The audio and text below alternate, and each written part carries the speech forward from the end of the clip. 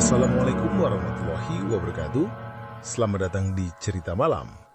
Malam ini aku akan bercerita tentang kisah misteri. Disclaimer dulu ya guys, cerita ini hanya fiktif belaga. Apabila terdapat kesamaan nama dan tempat dalam cerita ini, itu hanyalah kebetulan semata, tanpa ada unsur kesengajaan. Baiklah, tanpa berlama-lama, sebelum masuk ke cerita, jangan lupa like, subscribe, dan bunyikan loncengnya agar kamu tidak ketinggalan kisah-kisah seram lainnya.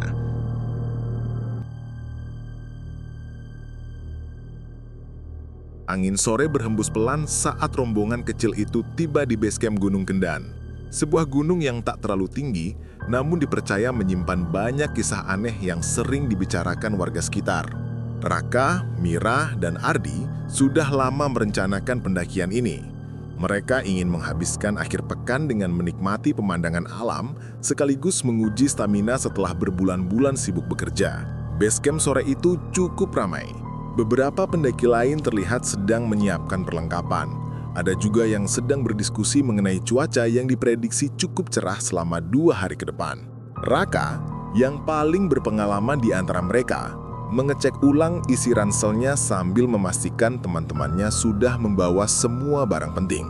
Mira mengikat ulang tali sepatunya dengan wajah sedikit tegang, bukan karena takut mendaki, melainkan karena ia pernah mendengar cerita aneh tentang gunung ini, tentang sosok kakek tua yang dipercaya menjaga puncak dan melarang siapapun mengambil barang yang bukan miliknya. Ardi, yang paling santai, hanya tersenyum saat melihat Mira berkali-kali menatap ke arah hutan seperti sedang mencari sesuatu. Setelah melakukan registrasi, mereka mulai berjalan menyusuri jalur awal yang melewati kebun warga. Suasana perlahan berubah dari cerah menjadi teduh ketika pohon-pohon besar mulai menaungi jalur. Burung-burung terdengar berkicau sementara dedaunan yang tertiup angin membuat suara gesekan pelan yang menenangkan. Mereka berjalan santai, sesekali bercanda tentang betapa seringnya mereka gagal naik gunung karena jadwal yang tidak pernah cocok. Namun, semakin tinggi mereka naik, semakin terasa bahwa hutan di Gunung Kendan punya suasana berbeda. Ada keheningan panjang yang aneh, seolah-olah suara alam tiba-tiba ditahan oleh sesuatu. Sesekali, mereka mendengar suara ranting patah tapi tidak terlihat ada hewan yang lewat. Ardi awalnya menganggap itu hanya suara monyet, tapi Raka merasa ada yang tidak biasa. Ia tidak mau bilang apa-apa agar situasi tetap tenang, tapi hatinya tidak menepis rasa risih yang mulai muncul. Setelah berjalan hampir 2 jam, mereka tiba di sebuah area datar yang biasa dipakai untuk beristirahat. Ada sebuah batu besar di sisi kanan jalur, warnanya gelap dan terdapat lumut tebal seperti sudah bertahun-tahun tak tersentuh manusia. Mira duduk dan menghela nafas panjang, sementara Ardi mengambil beberapa foto pemandangan. Raka, yang senang mengamati hal-hal kecil, memperhatikan sebuah benda panjang di balik batu itu. Ia melihat ujung kayu kecil yang mencuat seperti tongkat tua. Rasa penasarannya membuatnya melangkah mendekat. Benda itu tertutup dedaunan kering, namun bentuknya cukup jelas. Raka mengangkatnya perlahan. Ternyata, itu benar-benar tongkat kayu panjang dengan ukiran-ukiran aneh menyelimuti seluruh permukaan. Ukirannya bukan sekadar ornamen biasa. Ada pola spiral dan bentuk wajah yang tidak simetris, seperti hasil tangan seseorang yang tidak ingin dipahami manusia. Mira langsung berdiri dan mendekat. "Raka, jangan dipegang lama-lama, kayak aneh," katanya dengan suara pelan. Ardi ikut menghampiri. "Wah, keren juga, kayak tongkat orang zaman dulu. Bawa pulang aja buat kenang-kenangan." Raka tersenyum kecil tapi hatinya justru makin gelisah. Tongkat itu terasa dingin, padahal cuaca sedang hangat. Ia merasakan getaran halus di telapak tangan, seperti ada sesuatu yang hidup di dalam kayu itu. Ia berniat meletakkannya kembali, tetapi suara lirih datang dari arah belakang. "Jangan ditinggalkan." Raka refleks menoleh cepat tetapi tidak ada siapapun di belakang mereka. Hutan sunyi, tidak ada pendaki lain, tidak ada hewan, tidak ada angin yang cukup kuat untuk membuat suara. Mira terlihat langsung pucat. "Tadi kalian dengar suara?" Ardi menelan ludah. Kayak suara orang tua, tapi tidak jelas. Mungkin dari pendaki lain. Namun mereka tahu, dari suara itu saja tidak ada siapapun di sekitar mereka. Raka memegang tongkat itu lebih erat. Ada dorongan aneh di pikirannya, semacam bisikan yang ia tidak pahami bahasanya, tetapi ia mengerti maksudnya. Bawa tongkat itu. Raka berusaha menepis rasa itu dan mulai menurunkan tongkat, tetapi tiba-tiba ada sensasi seperti tangan dingin yang memegang pergelangannya. Ia terkejut dan menjatuhkan tongkat itu ke tanah. Tongkat itu jatuh dengan suara yang tidak wajar, lebih berat dan bergema seperti logam yang menghantam batu. "Sudah, kita tinggalin aja," ujar Mira cepat. Ia sudah tidak nyaman sejak awal. Namun, ketika mereka hendak melanjutkan perjalanan, Raka menoleh sekali lagi dan melihat tongkat itu menggelinding perlahan ke arah kakinya. Padahal tanahnya tidak miring sedikit pun. Jantung Raka langsung berdegup kencang. Ia memengutnya lagi bukan karena ingin, tetapi karena merasa itu harus ia lakukan. Mira memegang lengan Raka.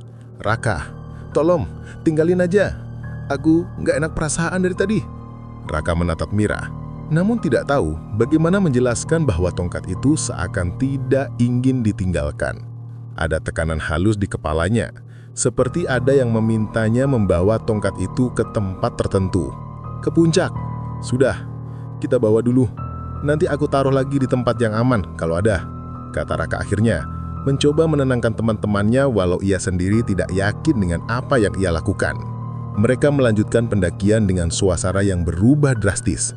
Angin mulai terasa dingin, kabut tipis perlahan muncul meski matahari masih cukup tinggi. Langkah mereka terasa lebih berat, bukan karena lelah, tetapi karena tekanan aneh yang sulit dijelaskan. Raka beberapa kali mendengar suara gumaman lirih, seperti doa atau mantra, namun suaranya berasal dari arah tongkat yang kini ia simpan di samping ranselnya. Mira berjalan paling belakang dengan wajah waspada. Sesekali menoleh seperti mendengar sesuatu. Ardi, yang biasanya cerewet, kini tidak banyak bicara. Mereka bertiga merasakan hal yang sama. Ada sesuatu yang mengikuti mereka sejak tongkat itu ditemukan. Ketika hari mulai gelap dan mereka mendekati area camp, kabut tiba-tiba turun dengan cepat. Jalur yang biasanya jelas terlihat berubah menjadi samar. Suara hutan hilang total, digantikan kesunyian yang membuat telinga berdenging. Dalam kabut itu, Raka mendengar suara yang sama seperti sebelumnya. Suara kakek tua yang dalam dan serak. "Bawa pulang ke tempatnya." Raka berhenti, memejamkan mata sejenak. Ia tahu perjalanan mereka tidak lagi berjalan normal. Dan ia sadar, tongkat yang ia ambil bukan sekadar benda kuno. Benda itu seperti memiliki pemilik atau penunggu. Dan malam itu, saat mereka tiba di area camp, teror sesungguhnya baru saja dimulai. Kabut pekat menyelimuti area camp ketika mereka tiba. Biasanya, area itu terasa luas dan lapang, penuh suara pendaki lain yang sedang menyiapkan tenda, memasak air, atau bercanda menghilangkan penat. Tapi malam itu, seolah-olah seluruh gunung memutuskan untuk membungkam dirinya sendiri. Tidak ada suara, tidak ada cahaya lain selain dari headlamp yang mereka bawa, dan tidak ada pendaki lain. Hanya bayangan pohon-pohon besar yang berdiri seperti sosok-sosok yang memperhatikan langkah mereka. Mira langsung memeluk dirinya sendiri karena dingin yang tidak wajar. Ardi membuka ranselnya dan menata perlengkapan tenda dengan tangan sedikit gemetar. Raka masih membawa tongkat itu, dan anehnya, tongkat itu terasa semakin berat, seperti semakin melekat pada tubuhnya. "Raka, beneran mau bawa itu masuk tenda?" tanya Mira dengan suara pelan namun jelas mengandung ketakutan. "Tidak, aku taruh di luar dulu. Nanti kita cari tempat yang aman buat nyimpennya," jawab Raka. Meski ia sendiri tidak yakin apakah bisa memisahkan diri dari benda itu. Ardi menyalakan kompor portable dan memanaskan air. Api kecil menyala, tapi tidak menimbulkan kehangatan. Justru ada rasa aneh yang mengendap di sekitar mereka, seperti hawa yang dipenuhi tatapan tak terlihat. Saat tenda selesai dipasang, kabut semakin tebal hingga jarak pandang tinggal sekitar 2 meter. Semua yang berada di luar cahaya headlamp tampak seperti benda bergerak yang samar. Bahkan bayangan-bayangan kecil yang sebenarnya hanya dedaunan pun terlihat menyerupai tangan atau wajah. Mereka duduk berdekatan sambil meminum air panas. Tidak ada satupun yang membahas tongkat itu, meski jelas pikiran mereka tetap tertuju ke sana. Raka mencoba menenangkan diri, namun suara lirih itu kembali terdengar. "Kau sudah mengambil, bawa sampai puncak." Raka menelan ludah. Suara itu tidak lagi terdengar seperti dari kejauhan. Suara itu terdengar dari dalam kepalanya sendiri, seperti seseorang sedang berbisik tepat di belakang telinganya. "Raka?" Mira menepuk lengannya pelan. "Kamu kenapa?" "Aku nggak apa-apa, cuma pusing sedikit." Bohongnya. Tiba-tiba, terdengar suara ranting patah dari arah hutan. Mereka bertiga langsung menoleh bersamaan. Cahaya headlamp menyorot ke arah bunyi itu, tapi yang terlihat hanya kabut pekat yang bergerak pelan. Raka berdiri, mencoba memastikan apakah ada pendaki lain. Tidak ada. Beberapa detik berlalu, tidak ada suara apapun lagi. Ardi meneguk minumnya cepat. "Aku nggak yakin kita satu-satunya pendaki. Sore tadi banyak orang turun naik. Tapi kenapa sekarang sepi begini?" bisik Mira. Raka mengatur napasnya. "Entahlah, mungkin mereka camp di spot lain. Kita tenang dulu." Namun baru saja ia berkata begitu, suara lain muncul lebih jelas, lebih dekat. Krek, krek, krek. Itu bukan suara ranting patah biasa. Itu seperti langkah kaki yang sangat pelan, namun sengaja diarahkan ke area camp mereka. Langkah yang usianya sudah sangat tua, langkah yang berat dan menyeret, langkah seseorang atau sesuatu. Ardi mematikan kompor tepat cepat. Mereka bertiga mendekat, duduk lebih rapat di depan tenda, mencoba menajamkan pendengaran. Langkah itu terhenti tepat di luar cahaya headlamp di tempat kabut paling tebal. Mungkin itu hewan? Mira mencoba meyakinkan diri sendiri. "Hewan apa yang jalannya pelan dan berat begitu?" Ardi membalas pelan, nadanya hampir bergetar. Raka menatap ke arah kabut. Tenggorokannya kering. Ia merasakan sensasi yang sama seperti ketika menemukan tongkat itu. Kehadiran sosok tua, sangat tua, dan sangat dekat. Kemudian perlahan, bayangan seseorang mulai terlihat samar di balik kabut. Tingginya tidak lebih dari 5,5 kaki. Posturnya membungkuk dan satu tangannya terangkat seperti sedang mencari penopang. Cahaya headlamp mereka tidak bisa menembus kabut cukup jauh untuk memperlihatkan wajahnya. Tetapi garis tubuh itu sudah cukup untuk membuat napas mereka tercekak. Sosok itu berhenti, diam, seperti memperhatikan. Mira memegang lengan Raka erat-erat. Ardi merapatkan tubuhnya, tidak berani bersuara, dan tiba-tiba langkah itu mundur perlahan, lalu hilang kembali ke dalam kabut tanpa suara lanjutan. Tidak ada ranting patah lagi, tidak ada gesekan daun, tidak ada apapun. Seolah-olah sosok itu hanya ingin memastikan sesuatu atau memastikan siapa yang membawa tongkat itu. Mereka bertiga saling menatap dengan wajah yang sama pucatnya. Ardi mencoba tertawa tegang. "Itu cuma pendaki tua kan? Tidak ada yang menjawab. Raka berdiri dan memeriksa tongkat yang ia letakkan di depan tenda. Hatinya berdebar keras saat melihat tongkat itu tidak berada di tempat sebelumnya. Tongkat itu bergeser hampir setengah meter ke arah hutan, seperti ada yang menariknya. "Mira, Ardi, tongkatnya bergeser." Mira langsung memegang mulutnya. "Astaga, aku ingin pulang. Besok pagi kita turunkan." Raka ingin mengangguk, namun suara itu muncul lagi sebelum ia sempat menjawab. "Kamu belum mengembalikannya. Bawalah ke puncak." Suara itu begitu jelas hingga rasanya udara di sekitar mereka ikut bergetar. Kali ini Raka tidak hanya mendengar suara itu dalam kepala. Mira dan Ardi juga mendengarnya. Mereka saling menatap dengan ketakutan yang sudah tidak bisa ditahan lagi. "Aku nggak mau naik lagi." Mira hampir menangis. "Kita turun saja besok pagi, walau kita nggak tahu jalannya jelas atau enggak." Ardi mengangguk cepat. "Iya, kita turun. Kita kembali ke base camp." Namun Raka hanya diam. Ada sesuatu yang menahan langkahnya. Sesuatu yang membuatnya tidak bisa berkata "ya". Tubuhnya seperti diikat oleh perintah yang datang dari tongkat itu. Perintah untuk menyelesaikan apa yang sudah ia mulai tanpa ia inginkan. Malam semakin larut, kabut semakin tebal hingga jarak pandang tidak lebih dari 1 meter. Dan di tengah keheningan itu, mereka mulai mendengar suara-suara lain. Gumaman samar, langkah menyeret dari arah hutan, dan sesekali tawa pelan seperti berasal dari seseorang yang sangat tua. Raka, Mira, dan Ardi tidak bisa tidur malam itu. Mereka bertiga duduk di dalam tenda sambil saling menatap, berusaha mempertahankan rasa takut yang tidak pernah mereka rasakan sebelumnya. Setiap detik penuh dengan ketegangan, setiap menit terasa seperti 1 jam. Dan ketika jam menunjukkan sekitar pukul 2 dini hari, tenda mereka tiba-tiba terdorong dari luar. Seperti ada seseorang yang menepuk-nepuk permukaannya dengan tekanan pelan namun jelas. Tok, tok, tok. 3 kali, pelan, teratur.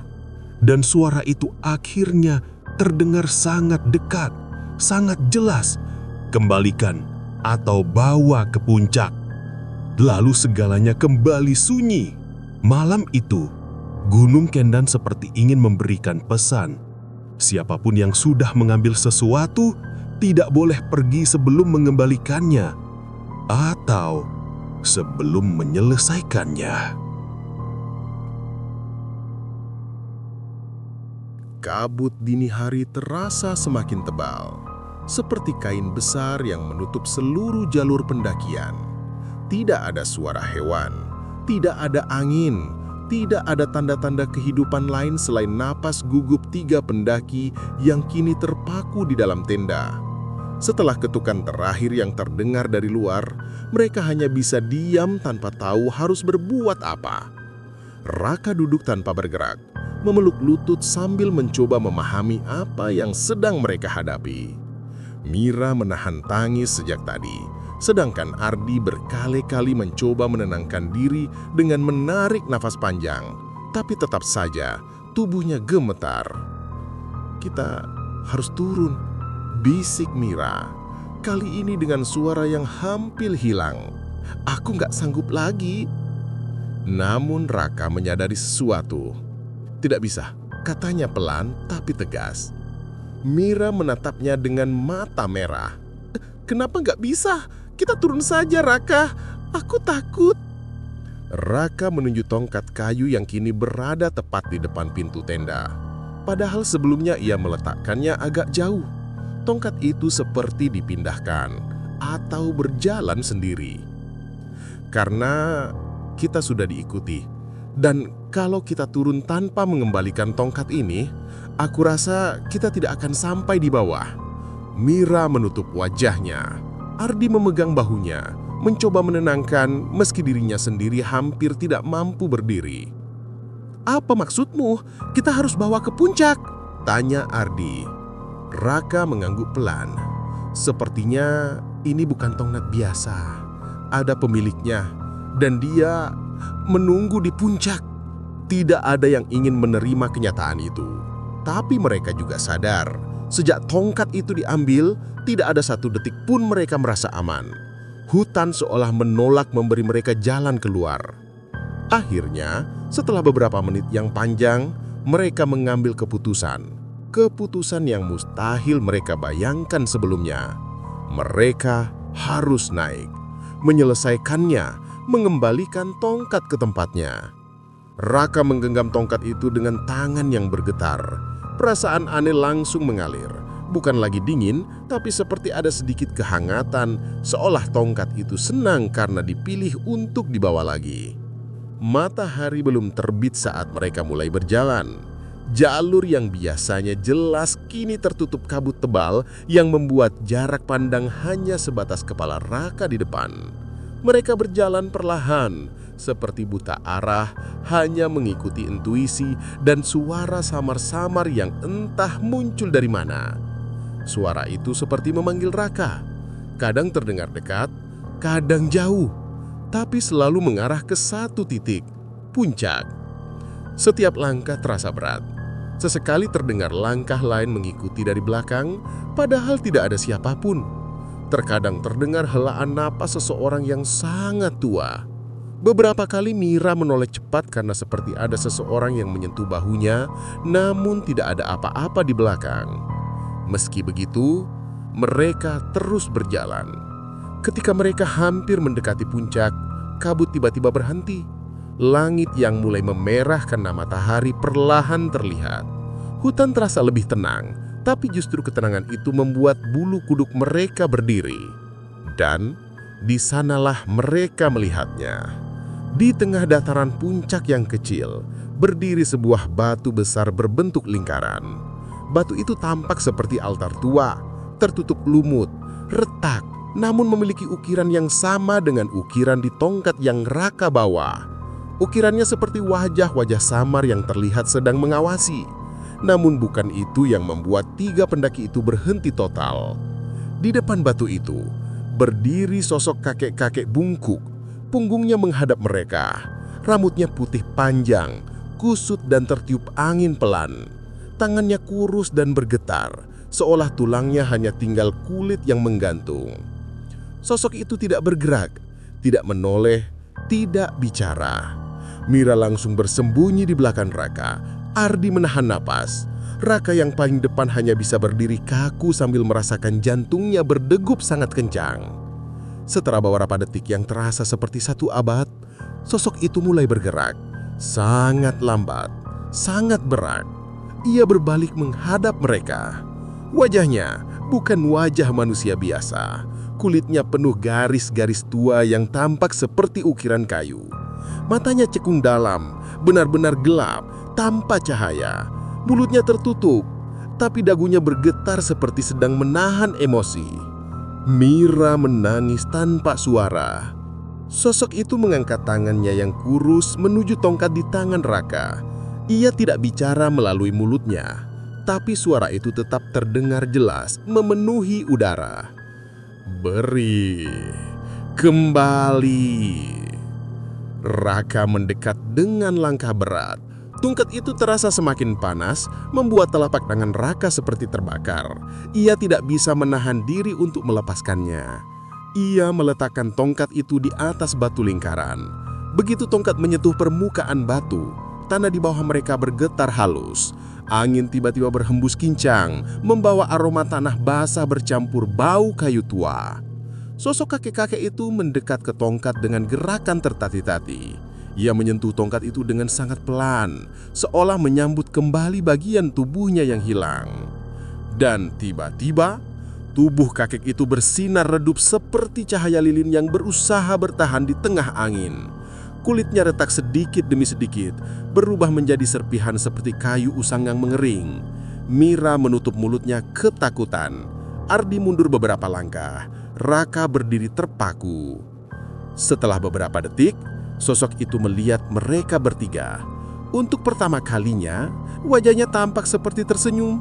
Suara terakhirnya terdengar lembut, jauh berbeda dari sebelumnya. Terima kasih. Kalian mengembalikan yang seharusnya tidak diambil. Dan dalam sekejap, tubuh kakek itu berubah menjadi abu yang tertiup angin, lenyap tanpa suara.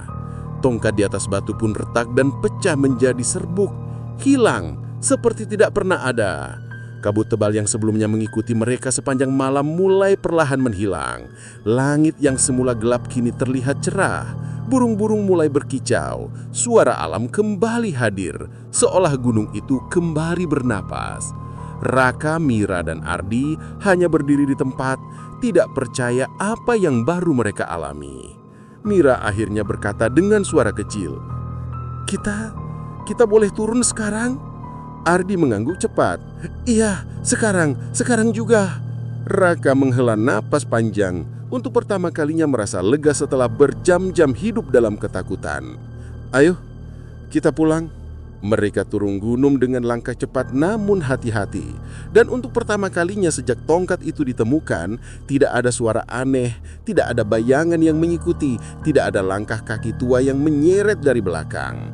Gunung Kendan kembali seperti gunung biasa, tenang, hijau, dan indah. Namun satu hal yang tidak akan pernah mereka lupakan adalah pesan terakhir yang Raka rasakan dalam pikirannya sebelum berpisah dari sosok itu. Jangan pernah ambil sesuatu dari tempat yang dijaga, terutama kalau penjaganya masih ada. Perjalanan turun itu bukan sekedar perjalanan pulang. Itu adalah pengingat bahwa tidak ada semua benda yang ditemukan di gunung boleh dibawa pulang. Dan tidak ada semua sosok yang menunggu ingin disambut manusia. Baiklah, sampai di sini dulu cerita dari saya. Mohon maaf apabila ada kesalahan dalam menyampaikan cerita. Terima kasih buat teman-teman yang sudah menonton. Mudah-mudahan ke depannya saya bisa menyajikan tayangan yang lebih baik lagi.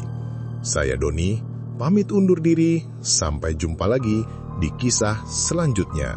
Assalamualaikum warahmatullahi wabarakatuh.